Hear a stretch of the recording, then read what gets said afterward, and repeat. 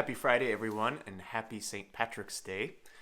You know, there's a lot to be said about St. Patrick and a lot of things that we talk about when we talk about St. Patrick, but there's a lot of things that we're not so sure what's true, what's not. You know, there's the stories of him driving out the snakes in Ireland, and I like to think that that's true because no snakes are better than snakes, always.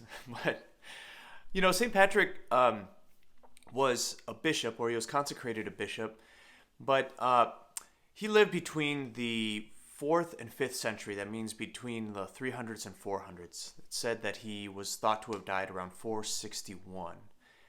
And what happened to him was he's actually not Irish himself. He was actually, when he was young, when he was in his teenage years, he was kidnapped by pirates and brought to Ireland and made a slave there. He was made a shepherd and a slave, and eventually he was able to escape and make it back to where he's originally from, which was Roman Britain, so Britain within the Roman Empire.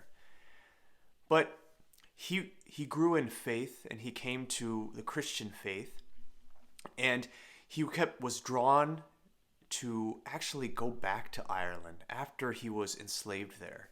He had a dream like that the Irish people were calling out to him and that they needed faith. So at this time, Ireland was not a very faithful place at all. There wasn't much, at least not Christian faith. There was a lot of pagan religion that was going on there. So even despite his earlier enslavement there, Patrick goes back to that place.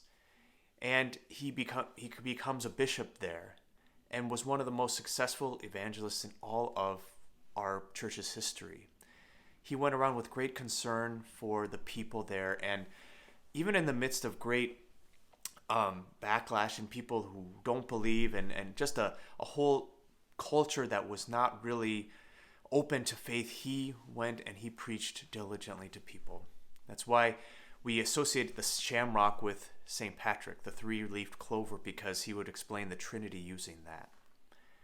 He's a great saint to celebrate today, as we have in our gospel Jesus speaking to this one scribe who asks him, what is the greatest commandment? And Jesus tells him that the greatest commandment is to love the Lord your God with all your heart, soul, and strength. And the second being, love your neighbor as yourself. This was demonstrated very well with St. Patrick. He loved God so much. He loved God to the point that he served him in whatever way that he asked him to serve. And that meant going back to the place where he was enslaved, and he loved the people there and brought them the faith and served them well.